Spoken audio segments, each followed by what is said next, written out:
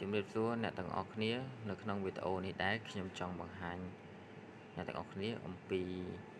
របៀបនៃការ download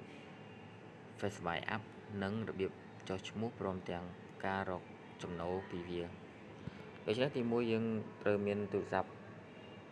មួយ Android ក៏បានតាមរយៈប្រព័ន្ធ iOS ក៏បានអូខេអញ្ចឹងយើងឧទាហរណ៍នៅលើប្រព័ន្ធ Android ចុះដោយសារយើងកំពុងតែប្រើប្រាស់នៅលើ Android អញ្ចឹងយើងទី1យើងត្រូវចូលក្នុង Play Store ដើម្បីយើងទៅ download Facebook app នេះអញ្ចឹងទីយើងចាប់ដើម search វាមកវាយពាក្យ Facebook app អញ្ចឹងវាយពាក្យប៉ុណ្ណឹងគឺវាមានសូបង្ហាញឲ្យ logo របស់ Facebook app ហ្នឹងហើយអញ្ចឹងវាមានពណ៌លឿងនិងពណ៌ខៀវអូខេចុចលើវាចំណុចនេះដោយសារខ្ញុំមានបាន download រួចទៅហើយដូច្នេះគឺវាចេញពាក្យ open នឹងឲ្យយើងបើសិនជាអត់ទាន់មានទេវានឹងឲ្យយើង install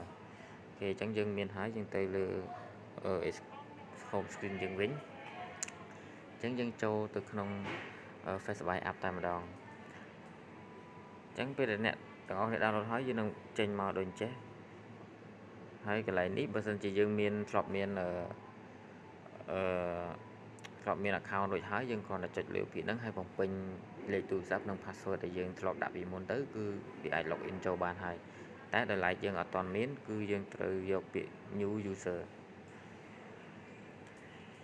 ដើម្បីយើងបង្កើតនៅ account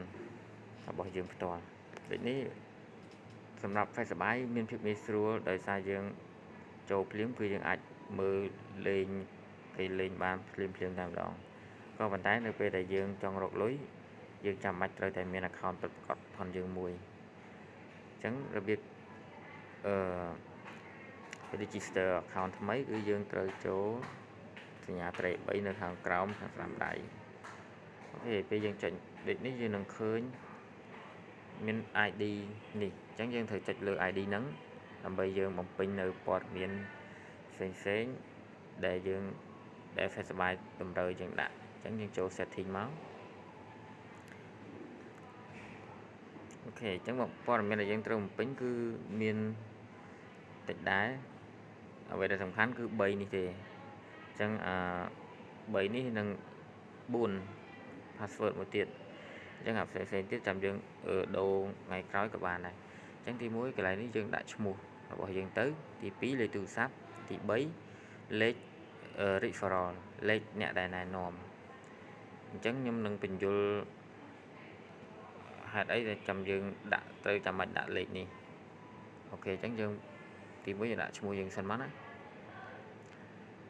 អូខេ account នេះខ្ញុំបង្កើតឲ្យកូនរបស់ខ្ញុំផ្ទាល់តែម្ដងឈ្មោះមីលីនិងមីហៀងអញ្ចឹងខ្ញុំដាក់មីលីមីហៀងអញ្ចឹងយើង save វាមកវានឹងបានឈ្មោះនឹងតែម្ដងអូខេអញ្ចឹងយើងបំពេញលេខទូរស័ព្ទ070 735 អូខេយើង save អញ្ចឹងដូចខ្ញុំអ្នកណែនាំគាត់អញ្ចឹងគឺ ID របស់ខ្ញុំគឺ grade 6អញ្ចឹងយើងត្រូវវាយលេខ grade 6នេះដោយសារយើងជាអ្នកណែនាំគេអូខេអញ្ចឹងយើងនឹងបាន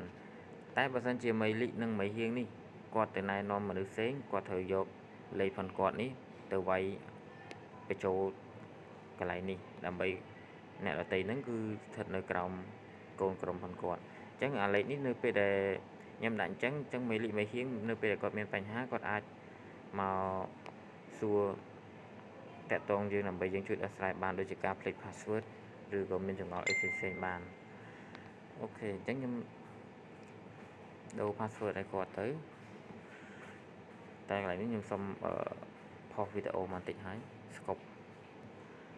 អូខេខ្ញុំបានបញ្ចូលលេខកូដហើយអញ្ចឹងយើង save បញ្ជាក់ម្ដងទៀតលេខកូដនេះគឺយើងអត់មានឲ្យផ្ទៀងផ្ទាត់ទេអញ្ចឹងយើងត្រូវចាំបាច់វាយមួយហើយឲ្យច្បាស់ខ្លួនឯងថាតើវាយ៉ាងម៉េច តែចឹងទេយើងអាចคลิกតែគាត់ថាคลิกក៏អត់សូវជាបញ្ហាដែរវាឲ្យតែតាក់ទងមក ID របស់ខ្ញុំក្រេ6នេះបាទអូខេអញ្ចឹងយើងបានហើយយើងបាន account មួយហើយយើងចុច home ទៅយើងនឹងមាន account យើងខ្ញុំចុចសញ្ញា3បានន័យថា account យើងមានឈ្មោះមានអីចឹងកន្លែងនេះហើយយើងចុចលើឈ្មោះនេះទៅដើម្បីយើងចូលមើល setting ផងយើងអូខេអញ្ចឹងយើងបានបំពេញលក្ខខណ្ឌគ្រប់អស់ហើយបើយើងចង់ដូច group profile យើងចុចលើនេះមកយើងដូរយើងទៅដូចយើងលេង Facebook អញ្ចឹងណាអូខេអញ្ចឹងកុំឲ្យចំណាយពេលយូរខ្ញុំនឹងបង្ហាញពីរបៀបនៃការរកលុយអញ្ចឹង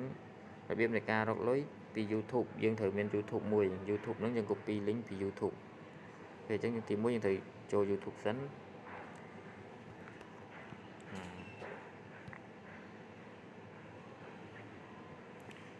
អញ្ចឹងឧទាហរណ៍យើងចង់ផុសពីអ្វីឧទាហរណ៍ថាខ្ញុំចង់ផុសពីរឿងកំ pl ែងឬមួយក៏រឿងអីក៏បានដែរឬក៏តទៅជាមួយស្អីក៏បានអញ្ចឹងឧទាហរណ៍ថាខ្ញុំចុចចេះមកអូខេអញ្ចឹងចំណុចនេះយើងត្រូវមើលនេះពេលណាយើងចុចលើវាមួយអញ្ចឹងទៅវាមានអាសញ្ញានេះដើម្បីយើង copy link ពី YouTube ហ្នឹងអញ្ចឹងពេលយើងចុចលើនឹងហើយយើងមានពាក្យ copy link អូខេអញ្ចឹងយើង copy មកតបមកយើងចូលទៅ Facebook យើងវិញអញ្ចឹង Facebook យើងគឺយើងត្រូវចូលទៅក្នុងសញ្ញាបូកនេះដើម្បីយើងរកលុយអូខេអញ្ចឹងយើងតបពីចូលសញ្ញាបូកហើយយើងចុចកន្លែង YouTube មករូប YouTube ហ្នឹងដើម្បីយើងមក pass address ផង YouTube អំបញ្ញមិញហ្នឹងអញ្ចឹងយកពាក្យ set ពេលយើងយកពាក្យ set ហើយយើងនឹងចេញមកទីនេះហើយកន្លែងនេះអញ្ចឹងពេលខ្លះវីដេអូខ្លះវាអាចជា private អញ្ចឹងយើងគួរតែលេងវាសិនចុចវាបើវាលេងបានន័យថាវីដេអូហ្នឹងយើងផុសទៅយើងបានយើងអាច display បានណាយើងអាចលេងបានអូខេវីដេអូនេះឥឡូវយើងលេងបានហើយអញ្ចឹងយើងចាប់ផ្ដើមរកលុយជាមួយវាតែម្ដងអញ្ចឹងទីតាំងកន្លែងនេះគឺសម្រាប់ឲ្យយើងវាយចំណងជើងឬមួយក៏ status ផ្សេងៗដែលយើងចង់ដាក់ហ្នឹងទៅអញ្ចឹងយើងដាក់ឲ្យគេចាប់អារម្មណ៍អញ្ចឹងណាអញ្ចឹងយើងដាក់2